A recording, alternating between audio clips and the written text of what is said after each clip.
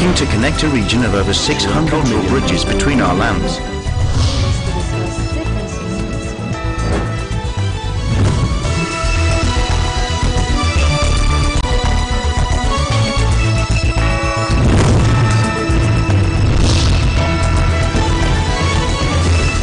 Hello and welcome to ASEAN in Focus. I'm Maricar Velasco. Delivering to you the latest news in and around the ASEAN region, I'm Mariel Soriano. On today's headlines, the Philippines inked over $60 million worth of business deals with Jordanian companies during President Rodrigo Duterte's visit. Strongman Hun Sen was formally installed as Cambodia Prime Minister for a new term on Thursday after securing all 125 seats in an uncontested vote that was derided internationally. The International Criminal Court said Thursday it had jurisdiction to probe the forced deportation of Rohingya Muslims by Myanmar's military as a possible crime against humanity. And a new commission formed by Myanmar's government to investigate human rights abuses during the crackdown against the Rohingya Muslim minority makes its first visit to crisis-hit Rakhine State.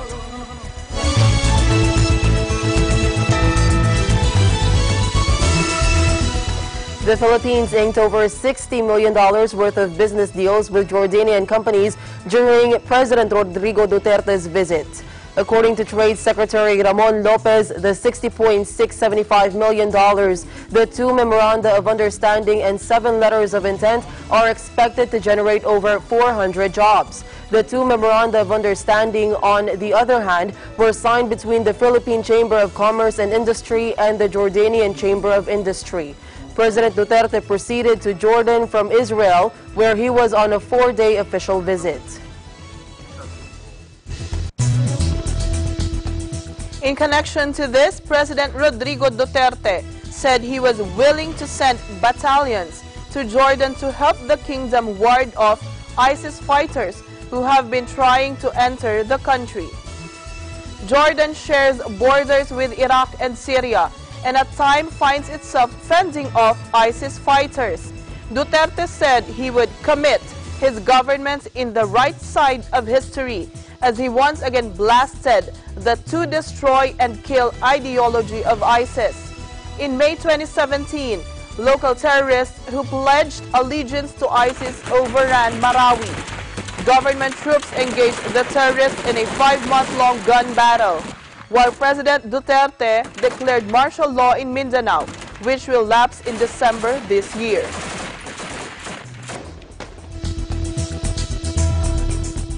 In other news, the Department of Foreign Affairs is currently monitoring the situation of Filipinos in Japan after a powerful 6.7 magnitude earthquake struck Hokkaido on Thursday. Presidential spokesperson Harry Roque said the DFA was staying in touch with the leaders of the Filipino community in Hokkaido to also ensure that everyone is safe and accounted for. The earthquake that struck the island triggered landslides, leaving at least 8 dead.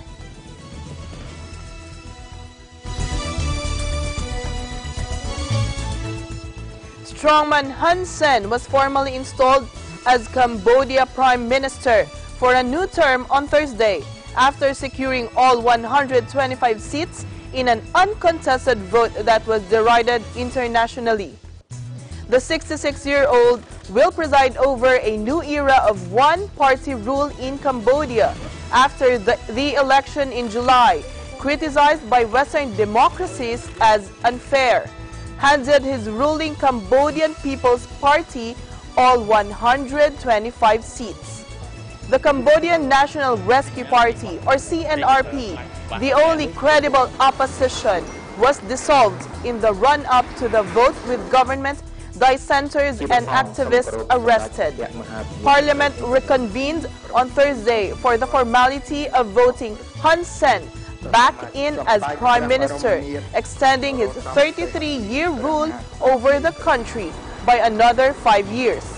All 125 lawmakers voted by raising their hands to endorse members of Hun Sen's new government, which includes ministers from the previous term.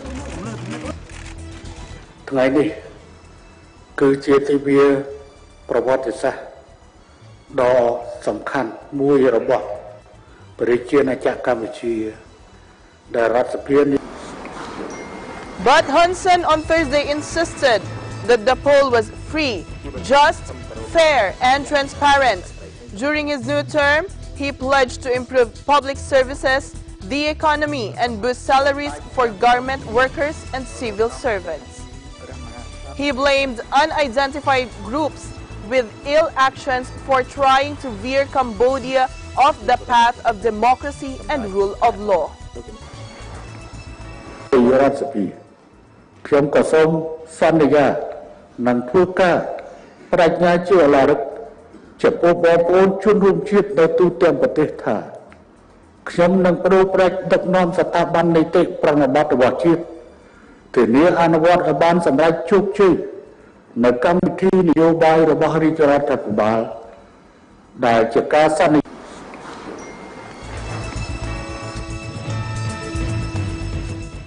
The International Criminal Court said it had jurisdiction to probe the forced deportation of Rohingya Muslims by Myanmar's military as a possible crime against humanity. Some 700,000 people from the stateless Muslim minority have fled Myanmar's northern Rakhine state into neighboring Bangladesh since August last year to escape a bloody military crackdown. According to the Hague-based tribunal, the ICC's pre-trial chamber decided by majority the court may exercise jurisdiction over the alleged deportation of the Rohingya people from Myanmar to Bangladesh. As per Adilur Rahman Khan, Vice President of the International Federation for Human Rights, the ruling offers a glimmer of hope for justice for Rohingyas who continue to suffer in Bangladesh as a result of this serious crime. The Myanmar government on Thursday declined to comment on the announcement when contacted by media. The move comes days after UN investigators called for an international investigation and prosecution of Myanmar's army chief and 5 other top military commanders for genocide, crimes against humanity, and wars against the Rohingya. Meanwhile, a new commission formed by Myanmar's government to investigate human rights abuses during the crackdown against the country's Rohingya Muslim minority makes its first visit to crisis-hit Rakhine State. This is in response to international condemnation over the campaign of violence by Myanmar forces targeting the Rohingya, including killings, torture, rape, and village burnings in Rakhine, following deadly attacks on security outposts by the militant Muslim group, the Arakan Rohingya Salvation Army or ARSA. Though rights groups have compiled credible, detailed reports on the atrocities, Myanmar's government has largely denied its forces were responsible. Instead, the government has defended the military's actions during what it calls clearance operations as a legitimate response to the ARSA attack.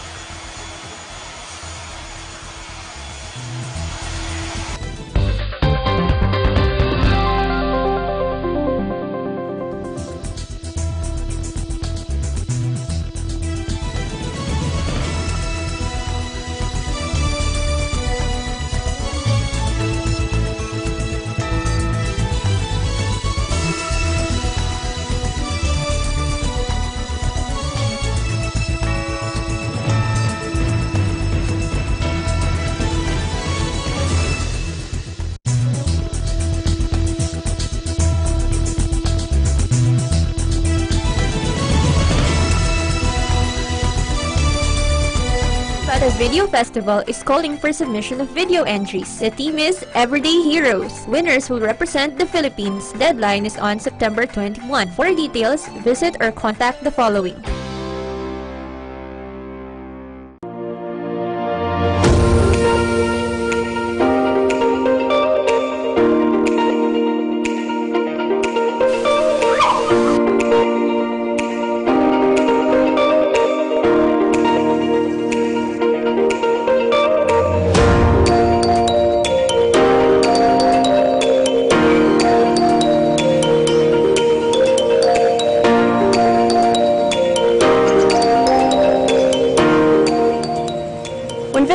Philippines, Manila or Quezon City is a popular destination.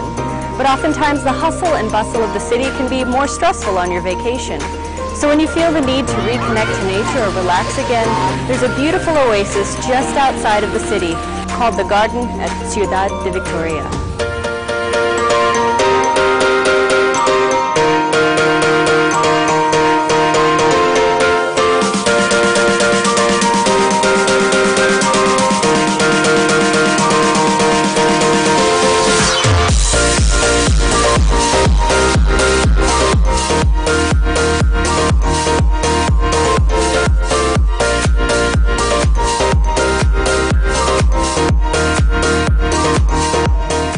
Some of the species that you can see here include hydrangea, snapdragon, and stargazers. They're truly beautiful.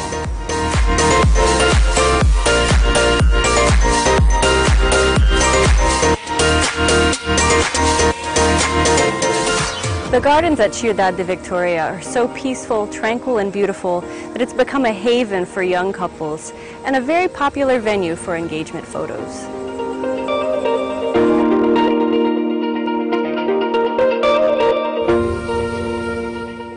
The next time you want an escape from the big city, the garden at Ciudad de Victoria is a wonderful place to visit.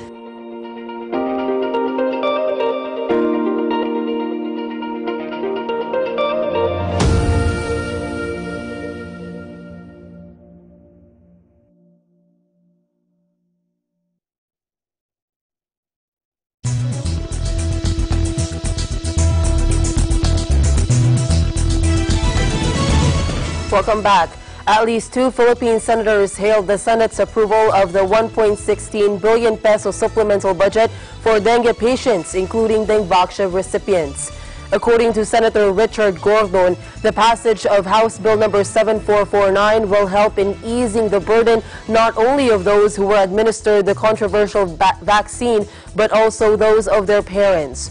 Gordon said many parents became worried, restless, and sleepless due to Dengvaxia. They were unsure of the lives of their children. Senator Loren Legarda, who sponsored the measure, for her part noted that the Senate version widened the scope of the medical assistance program in terms of beneficiaries as well as covered areas, adding the measure aims to provide medical assistance for hospitalization and outpatient care services to all dengue patients.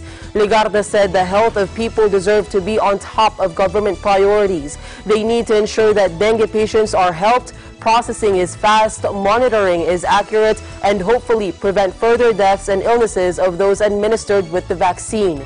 18 senators voted for the passage of the supplemental budget on Wednesday.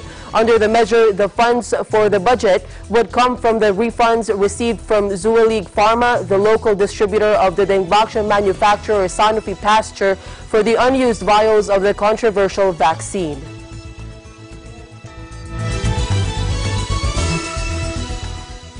Most Asian equities sank on Friday as investors fret that the U.S. will ramp up its trade war with China by imposing fresh tariffs, while chip makers were among the biggest losers following a sharp sell-off in New York. While emerging market contagion fears continue to stalk trading floors, Donald Trump's protectionist drive returned to the fore following an indication Japan was next in the firing line, while NAFTA talks with Canada amble along. Eyes are now on the deadline for a public consultation being carried out on Trump's plan to hit $200 billion of Chinese goods with Levi's, adding to the $50 billion already targeted and marking a major step up in a battle between the world's top 2 economies. Beijing was warned it will immediately retaliate against any measures, fueling fears of an all-out trade war that is already showing signs of causing a drag on the global economy. The president also appeared to be preparing to set his sights on Japan, with an opinion piece in the Wall Street Journal saying his good relationship with Tokyo will end as soon as he tells them how much they have to pay. While Trump has mostly taken out his anger with China and Europe, he has often in the past complained of an uneven trade relationship with Japan. Japan's Nikkei led losses, ending the morning 1% lower, with exporters hurt by a stronger yen as dealers ran to the safe haven unit for shelter from market turmoil. Sydney lost 0.7% and Singapore dropped 0.4%. Seoul and Taipei gave up 0.2% and Manila was 0.5% off. However, Hong Kong, which has been battered this week, edged 0.4% higher and Shanghai gained 1.1%, while Jakarta added 0.3%.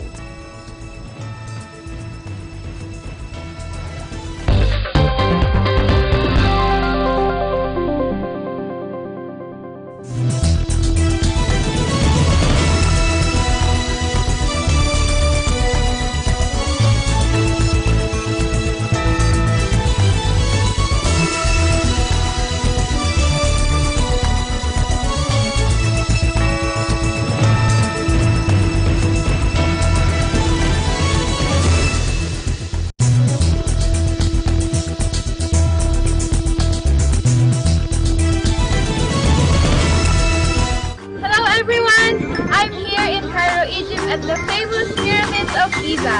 Stay tuned to watch Digital Nest every Tuesday and Thursday at 7:30 p.m. Reporting from EBC Egypt Bureau, I'm Dara Angeles Valdez, and I am 1 with 25.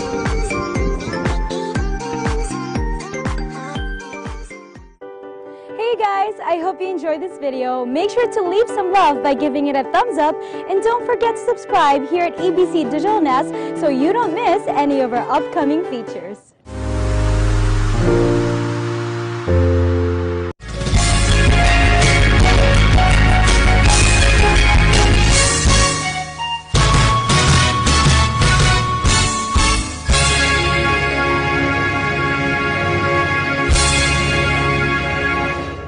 News, Linggo, alas 4 hanggang alas 5 ng hapon. Landmarks, Linggo, alas 6 hanggang alas 7 ng gabi.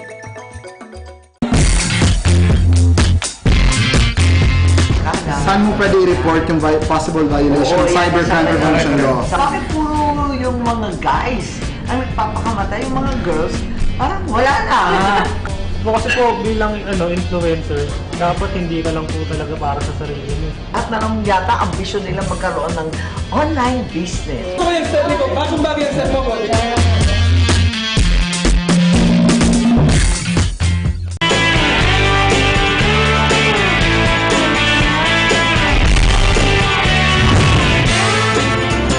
Para sa akin, kapag sinabing public service, dapat may puso. Siyempre excited! Excited sa bagong experience, excited makatulong.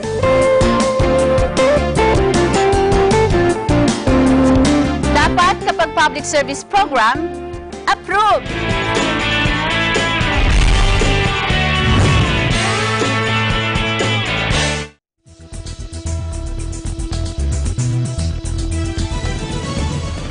Welcome back.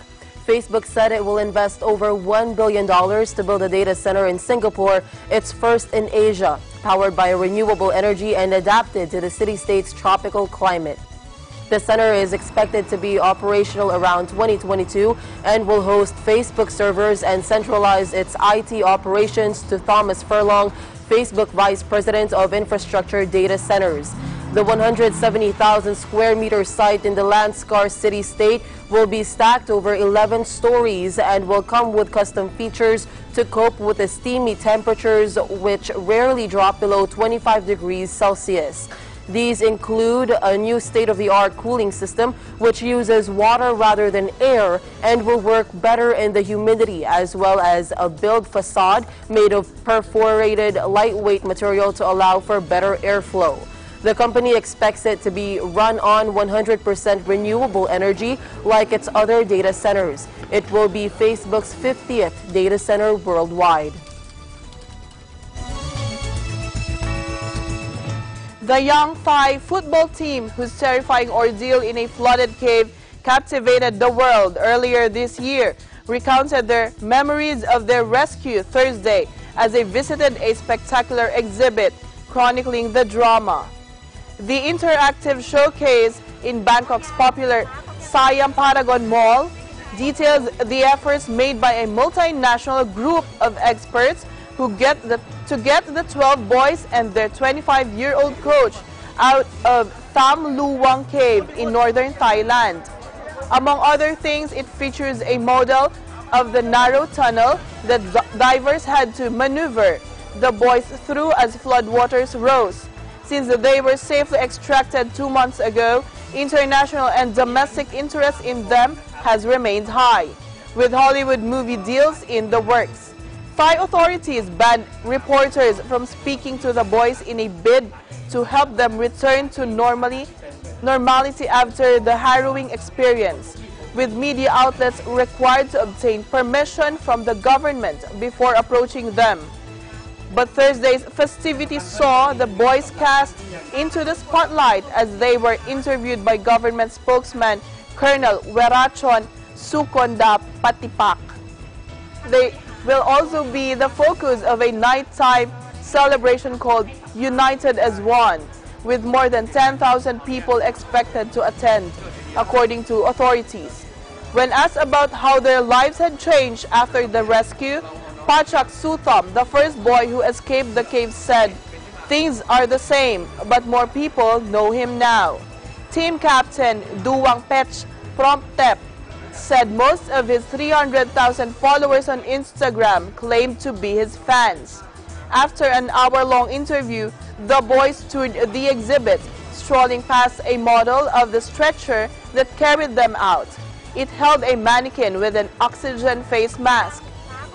The exhibit also featured a statue commemorating the former Thai Navy SEAL diver who died installing oxygen tanks along the perilous route. The children ended the tour by shuffling through the narrow tunnel, hunching over to get through the exit.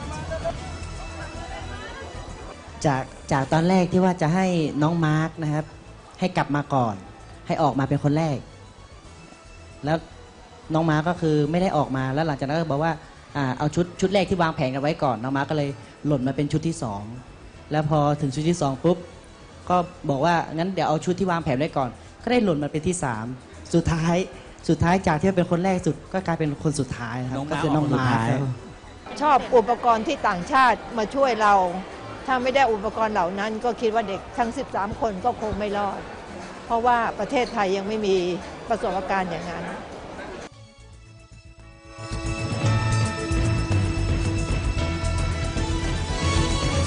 And that is the latest news in the Southeast Asian nations. I'm Maricar Velasco. Stay updated about the ASEAN region. I'm Mariel Soriano. And we are one with 25.